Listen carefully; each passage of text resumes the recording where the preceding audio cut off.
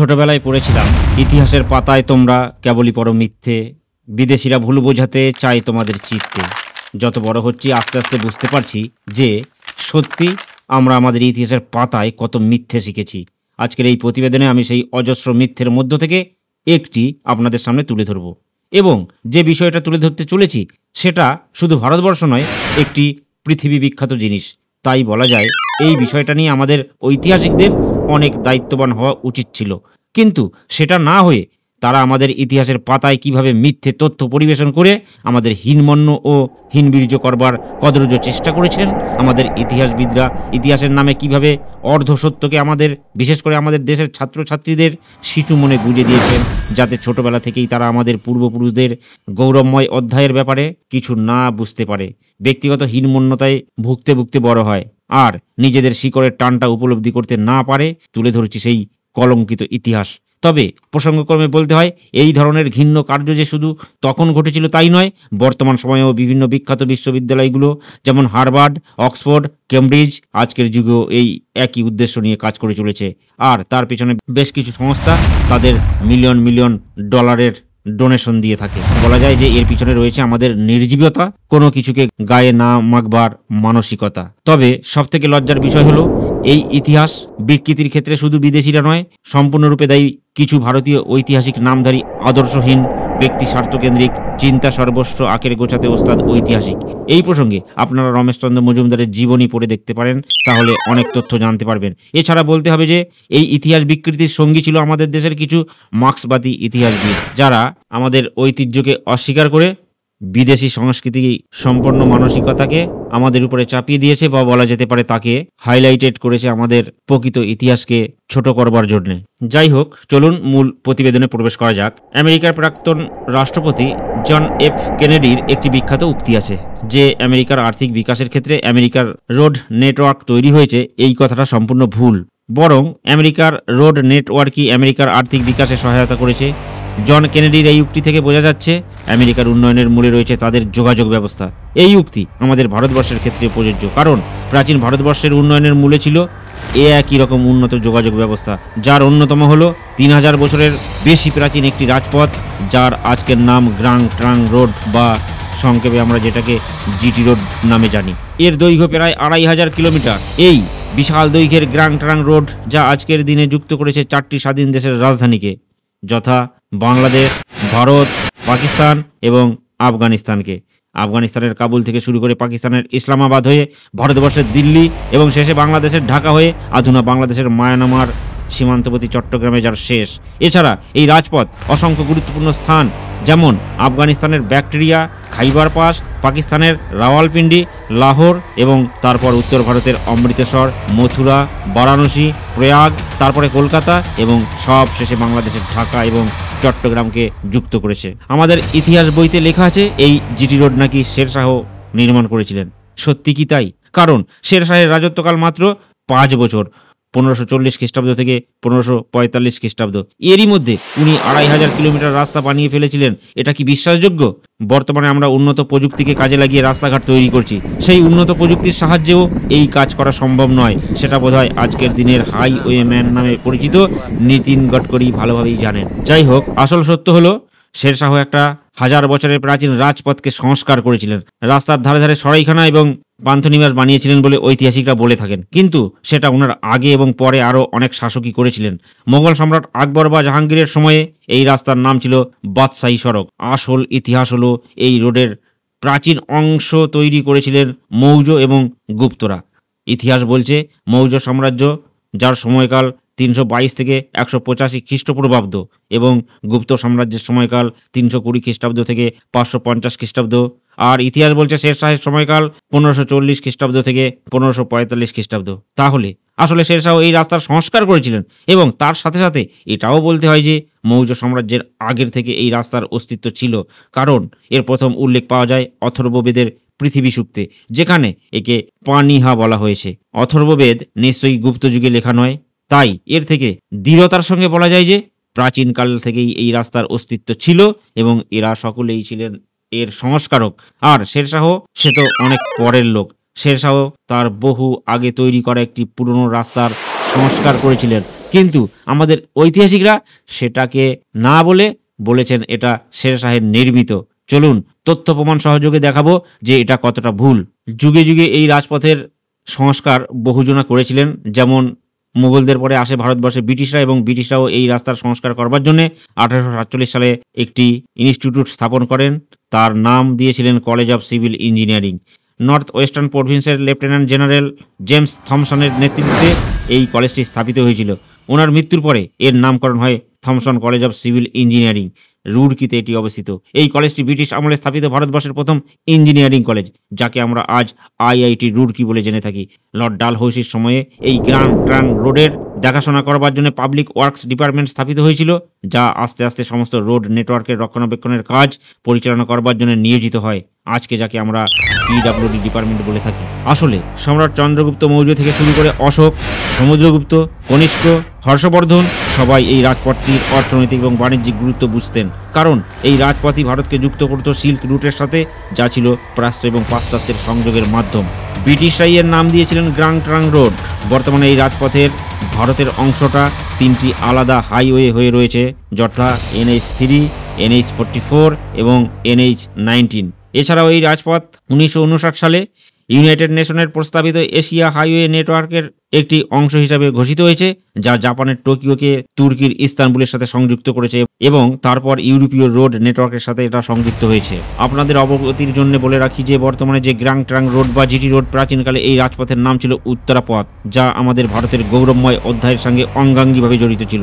প্রকৃতপক্ষে এটি ছিল প্রাচীন ভারতের একটি ট্রেড রুট বা বাণিজ্য পথ।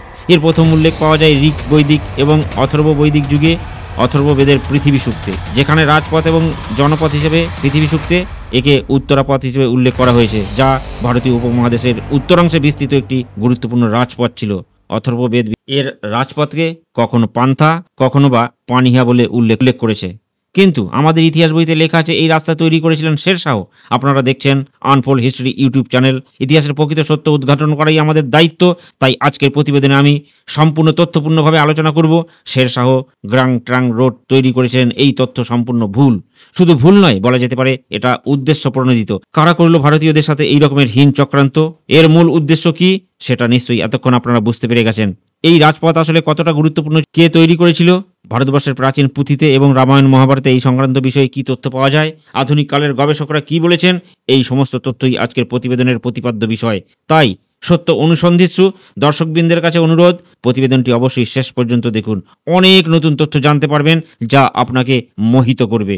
প্রথমে চলুন দেখিনি একজন বর্তমান সময়ের বিদেশি গবেষক কি বলছেন। এই প্রসঙ্গে আমি বেছে নেব বর্তমান কানাডা ইউনিভার্সিটি অফ লেথব্রিজের একজন অধ্যাপক, যার নাম জেমস নিলিস। ইনি আসলে একজন প্রখ্যাত ইতিহাসবিদ এবং গবেষক, যিনি মূলত প্রাচীন ভারতের বাণিজ্য পথ, ধর্মীয় বিস্তার এবং সাংস্কৃতিক বিনিময় বিষয়ে বিশেষজ্ঞ।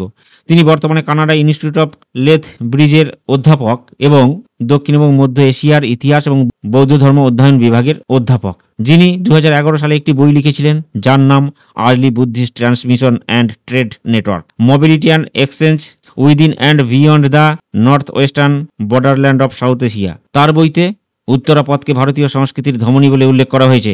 জেমস নিলস দেখিয়েছেন যে প্রাচীন ভারতীয় বাণিজ্য পথ শুধু অর্থনৈতিক বিনিময়ের জন্যই নয়, ধর্মীয় মতবাদ, বিশেষ করে বৌদ্ধ ধর্মের এবং সংস্কৃতির ধারাকে বিস্তার ঘটানোর ক্ষেত্রে বিশেষ গুরুত্বপূর্ণ ভূমিকা রাখত। উত্তর পশ্চিম ভারত, বিশেষ করে গান্ধার, তক্ষশিলা, সিন্ধু উপত্যকা, কাবুল উপত্যকা, এই অঞ্চলগুলো ছিল আন্তর্জাতিক বাণিজ্য এবং ধর্মীয় প্রভাব বিস্তারের গুরুত্বপূর্ণ কেন্দ্র। এই অঞ্চল থেকেই বৌদ্ধ ধর্ম সিল্ক রুট ধরে মধ্য এশিয়া এবং চীন পর্যন্ত ছড়িয়ে পড়েছিল, এবং এই উত্তরাপথ নামক গুরুত্বপূর্ণ প্রাচীন বাণিজ্য পথ ধরেই সেটা মূলত ছড়িয়েছিল। উত্তরাপথ ছিল এক আন্তর্জাতিক করিডোর, যা ভারতকে মধ্য এশিয়া, পারস্য এবং গ্রিক ব্যাকট্রিয়ান অঞ্চলগুলোর সাথে সংযুক্ত করত। এই পথ ধরেই বৌদ্ধ ভিক্ষু এবং ধর্মপ্রচারকরা গান্ধার, তক্ষশিলা, পেশোয়া, কাবুল থেকে শুরু করে দক্ষিণ পূর্ব এশিয়া, চীন এবং মধ্য এশিয়ায় পৌঁছে যেতেন। এছাড়া উত্তরাপথ প্রাচীন ভারতের কিছু গুরুত্বপূর্ণ শহর এবং কেন্দ্রকে সংযুক্ত করত, যেমন তক্ষশিলা, পুষ্কলাবতী, শ্রাবস্তী, রাজগৃহ, পাটলিপুত্র এবং মগধ। এছাড়াও লিনিস দেখিয়েছেন উত্তরাপথ শুধু বাণিজ্যিক বা ধর্মীয় পথ নয়, বরং এটি ছিল সাংস্কৃতিক এবং রাজনৈতিক সংযোগের সেতুবন্ধন, যা ধর্মশিল্প এবং নগর উন্নয়নের বিস্তারে বিশেষ গুরুত্বপূর্ণ ভূমিকা রাখত। এখানে আমি নিলিসের মূল রচনা থেকে একটি উদ্ধৃতি দিলাম, আপনারা এটা পড়ে দেখুন, তাহলে বিষয়টা আরও বুঝতে পারবেন যে এটা আমার কোনো মনে করা কথা নয়। 2011 সালে প্রকাশিত বই, যাকে বলা যেতে পারে একেবারে অতি আধুনিক কালের গবেষণালব্ধ বই, সেখানে এই তথ্য রয়েছে। আর আমাদের ঐতিহাসিকরা তারা কোন দায়িত্ব পালন করেছেন, আমাদের সামনে বিকৃত ইতিহাস তুলে দিয়ে কোন স্বার্থ সিদ্ধ করেছেন, সেটা কিন্তু ভাববার সময় এসেছে। যাই হোক, এই প্রাচীন উত্তরাপথ সেটাই যে পরবর্তীকালে গ্র্যান্ড ট্রাঙ্ক রোড নাম পেয়েছিল, সেই সম্পর্কে জনস লিসো তার রচনায় স্পষ্টভাবে উল্লেখ করেছেন। সেটাও দেখুন, আমি ডিসপ্লে করে দিলাম, একটু করে দেখুন। আধুনিক ঐতিহাসিকদের মতামত তো আমরা দেখলাম, এবার চলুন দেখি প্রাচীন ভারতের ঐতিহাসিকরা কি বলেছেন। এই প্রসঙ্গে আমি বেছে নেব মেগাস্থিনিসকে, যিনি একজন গ্রিক ঐতিহাসিকবিদ এবং রাজদূত। এনাকে বাঁচবার কারণ তিনি চন্দ্রগুপ্ত মৌর্যের রাজত্বকালে খ্রিস্টপূর্ব 321 থেকে 297 খ্রিস্টপূর্বাব্দে ভারতের রাজদরবারে তিনি অবস্থান করেছিলেন। তার লেখা ইন্ডিকা নামক গ্রন্থটি ভারতের ভৌগোলিক, রাজনৈতিক এবং সাংস্কৃতিক বিষয়ে অন্যতম প্রাচীন বৈদেশিক বিবরণ সম্বলিত গ্রন্থ। তবে মেগাস্থিনিস সরাসরি উত্তরাপথ শব্দটি ব্যবহার করেননি, কারণ তিনি গ্রিক ভাষায় লিখতেন। উত্তরাপথ শব্দটি সংস্কৃত ভিত্তিক, যা প্রাচীন ভারতীয় সাহিত্যে ব্যবহৃত হয়। তবে যে অঞ্চল এবং পথের বর্ণনা তিনি দিয়েছেন তা উত্তরাপথের ভৌগোলিক বিস্তৃতি এবং গুরুত্বের সঙ্গে মিলে যায়। এই প্রসঙ্গে আধুনিক গবেষক এবং কিছু আধুনিক উৎস থেকে আমরা গুরুত্বপূর্ণ কিছু তথ্য তুলে ধরেছি, যার থেকে আপনারা বুঝতে পারবেন যে এই উত্তরাপথে ছিল আসলে গ্র্যান্ড ট্রাঙ্ক রোড এবং এর গুরুত্বটা কত ছিল। এই প্রসঙ্গে আপনারা উইজডম, লিঙ্ক.org, britannica.com, উইকিপিডিয়া ইত্যাদি সাইটগুলো দেখতে পারেন। এখানে বিস্তারিত তথ্য রয়েছে। সেখান থেকে একটি দৃষ্টান্ত আমি তুলে ধরলাম। এখানে দেখুন, তিনি বর্ণনা করেছেন গোটা দেশ জুড়ে পরিকল্পিত সড়ক পথ, যা ছায়াযুক্ত গাছপালা এবং বিশ্রাম শিবির দ্বারা সজ্জিত ছিল, ঠিক যেমনটি উত্তরাপথের ক্ষেত্রে আমরা পাই। উত্তরাপথ এবং গ্র্যান্ড ট্রাঙ্ক রোড যে একই, এই সংক্রান্ত বিষয়ে reddit.com সাইটের থেকে কিছুটা অংশ আমি তুলে ধরছি। সেখানে দেখুন কি বলা হয়েছে। এই উদ্ধৃতিতে বলা হয়েছে, অর্থনৈতিক কাফেলা মূলত উত্তর পশ্চিম ভারতে তক্ষশিলা, পুরুষপুর, পেশোয়া থেকে শুরু করে পাটলিপুত্র পর্যন্ত চলত। মেগাস্থিনিস আরও জানাচ্ছেন যে চন্দ্রগুপ্ত মৌর্য এই সড়ক রক্ষণাবেক্ষণের এবং প্রশাসনিক ব্যবস্থার দায়িত্বে ছিলেন, যা উত্তরাপথ তথা পরবর্তী গ্র্যান্ড ট্রাঙ্ক রোডের সাথে একাত্ম। এই রাজপথ অধুনা পাকিস্তানের তক্ষশিলাকে বাংলার তমলুক বা তখনকার তাম্রলিপ্তকে যুক্ত করত, সেটা আমরা মেগাস্থিনিসের লেখাতেই পাই। আর তাম্রলিপ্ত ছিল তৎকালীন যুগের একটা প্রচণ্ড ব্যস্ত বন্দর, যা ভারতকে পশ্চিমে রোমান সাম্রাজ্য, উত্তরে আফ্রিকা আর পূর্বে সুদূর প্রাচ্য মানে জাভা, সুমাত্রা অর্থাৎ বর্তমান থাইল্যান্ড, ইন্দোনেশিয়ার সঙ্গে যুক্ত করত। তাই এই উপমহাদেশের স্থলভাগের এই উত্তরাপথ আর ভারত মহাসাগরের সামুদ্রিক পথ, এই দুয়ে মিলে গঠিত হয়েছিল ভারতের সাথে বাকি বিশ্বের সম্পূর্ণ বাণিজ্যিক মানচিত্র। তমলুক ছিল যার সংযোগস্থল, আর অর্থনৈতিক আর সাংস্কৃতিকভাবে ভারতকে সর্বসেরা হতে সাহায্য করেছিল এই বাণিজ্য পথ, যা শুধু মানুষের যাত্রাপথ ছিল না, চিন্তাভাবনার বিনিময়ের পথও ছিল। মেগাস্থিনিস ছাড়াও তার পরবর্তীকালে অ্যারিয়ান, স্ট্রাবো এবং ডিওডোরাসের লেখা থেকেও আমরা মেগাস্থিনিস যে তথ্য দিয়েছেন তার সত্যতা সম্পর্কে জানতে পারি। এনারাও মেগাস্থিনিসের তথ্যকে সমর্থন করেছিলেন। এরা সকলেই ছিলেন বিশেষ জ্ঞানী এবং তাদের লেখার মাধ্যমে তারা প্রাচীন ভারতের সমাজ, পথ, রাজনীতি, ভূগোল সম্পর্কে মূল্যবান সমস্ত তথ্য আমাদের সামনে তুলে ধরেছেন, যার মধ্য দিয়ে উত্তরাপথ এবং গ্র্যান্ড ট্রাঙ্ক রোড যে একই সেটা বোঝা যায়। মৌর্য সাম্রাজ্যের শ্রেষ্ঠ সম্রাট অশোকের রাজত্বকাল 268 খ্রিস্টপূর্বাব্দ থেকে 232 খ্রিস্টপূর্বাব্দ, মোট 36 বছর। তার সপ্তম স্তম্ভলিপি এর একটি অংশে তিনি বৃক্ষরোপণ, কূপ খনন এবং ঔষধি গাছ রোপণের কথা বলেছেন। আমি মূলত প্রাকৃত ভাষায় সেই ব্রাহ্মী লিপির ইংরেজি এবং বাংলা অনুবাদটা তুলে ধরছি। অর্থাৎ এখানে দেখুন বলা হচ্ছে, মানুষ এবং পশুর সুখ সুবিধার জন্য খনন করা হয়েছে কূপ এবং রোপণ করা হয়েছে ঔষধি গাছ। এই শিলালিপিটি পাওয়া যায় গিরনার স্তম্ভ থেকে, যা গুজরাটে অবস্থিত। প্রাচীন ভারতে আমাদের পূর্বপুরুষরা আমাদের আর্থিক এবং সার্বিক বিকাশের জন্য যে উন্নত মানের সড়ক ব্যবস্থার প্রয়োজন সেটা অনুভব করেছিলেন এবং এক উন্নত যোগাযোগ ব্যবস্থা গড়ে তুলে ভারতকে বিশ্বের দরবারে পৌঁছে দিয়েছিলেন উন্নতির চরম শিখরে। এই সংক্রান্ত বিষয়ে আমি বর্তমান সময়ের একটি পৃথিবী বিখ্যাত জার্নালের একটি তথ্য আপনাদের সামনে তুলে ধরছি। জার্নালটির নাম ভিজুয়াল ক্যাপিটালিস্ট। এরা সারা পৃথিবীর গত 2000 বছরের গ্রস ডোমেস্টিক প্রোডাক্ট অর্থাৎ জিডিপি এর বিভিন্ন দেশের যে অংশটা সেটা একটি চার্টের মাধ্যমে তুলে ধরেছিলেন। তাতে দেখা যায় যে সারা পৃথিবীর 30 থেকে 40% সম্পত্তি এই ভারত মহাদেশের অংশ ছিল, এবং এটা শুধু একদিন দুদিনের জন্য নয়, প্রায় 1800 বছর পর্যন্ত ছিল। স্ক্রিনে যে ছবিটা দেখছেন তার গেরুয়া অংশটা ভারতের আর মেরুন অংশটা চীনের। ভারতের এই বিকাশ এবং তার শ্রেষ্ঠত্বের মূলে ছিল ভারতের মেধা, ভারতীয় সমাজ ব্যবস্থা, তার সাথে সাথে ছিল প্রাচীন ভারতের এই যোগাযোগ ব্যবস্থা। আজকের দিনের সারা ভারতের বিভিন্ন প্রদেশগুলো যেমন নানা রাস্তা দিয়ে একে অপরের সঙ্গে যুক্ত, ঠিক প্রাচীন ভারতের উত্তরাপথ প্রাচীন ভারতের বিভিন্ন জনপদগুলিকে সেইভাবেই যুক্ত করত। যেমন তক্ষশিলা, যা মৌর্য সাম্রাজ্যের প্রাদেশিক রাজধানী ছিল, যা আজ আফগানিস্তানের অন্তর্গত, অথবা পুরুষপুর বা আধুনা পেশোয়া নামে যেটা পরিচিত, যা পাকিস্তানের খাইবার প্রাক্তন প্রভিন্সের অন্তর্গত, প্রাচীনকালে যা কুষাণ সম্রাট কনিষ্কের রাজধানী ছিল। এছাড়াও গান্ধার, কুরু, মৎস্য, কাশী, বৎস, গোশালা এবং মগধের মতো জনপদ ওইগুলোকে সংযোগ করত এই উত্তরাপথ, যা আমি আগেই উল্লেখ করেছি। যাই হোক, এবারে চলুন আমরা একটু দেখে নিই আমাদের যে দুটো মহাকাব্য রয়েছে সেখানে এই উত্তরাপথের উল্লেখ আছে কিনা। এক্ষেত্রে প্রথমেই বলতে হয় যে আমাদের মহাকাব্যে এই সংক্রান্ত বিষয়ে সরাসরি উল্লেখ পাওয়া যায় না। তবে এইটুকু বলা যায় যে গাঙ্গেয় সমতল, যাকে পুরাণে মধ্যদেশ বলা হয়েছে, সেখানে যে সমস্ত জনপদগুলো ছিল, যেমন অযোধ্যা, হস্তিনাপুর, এর সাথে বর্তমান আফগানিস্তান এবং পাকিস্তানের সড়ক পথে যোগাযোগ ছিল। রামায়ণের রাজা দশরথের স্ত্রী কৈকেয়ী ছিলেন কেকায়া রাজ্যের রাজকন্যা, বর্তমানে যা আছে পাকিস্তানের ঝিলাম আর সিন্ধু নদীর মাঝে অবস্থিত। কৈকেয়ী সন্তান আর রামের ভ্রাতা ভরত গান্ধার অর্থাৎ আজকের দিনের কান্দাহার রাজ্য দখল করে নিজের সন্তান তক্ষণ নামে সেই শহরের নামকরণ করেছিলেন তক্ষশিলা, যা ছিল তৎকালীন সময়ের একটি বিখ্যাত শহর, এবং পরবর্তীকালে এই তক্ষশিলায় স্থাপিত হয়েছিল তক্ষশিলা বিশ্ববিদ্যালয়, যা পৃথিবীর মধ্যে একটি অন্যতম শ্রেষ্ঠ প্রাচীন বিশ্ববিদ্যালয়। এছাড়া মহাভারতের গান্ধারী ছিলেন গান্ধার রাজকন্যা। মহাভারতের সময় বা তার পরবর্তীকালে বিভিন্ন উপজাতি বংশের কথা জানতে পারা যায়, যাদের অবস্থান ছিল এই উত্তরাপথ বা তার পার্শ্ববর্তী অঞ্চলে।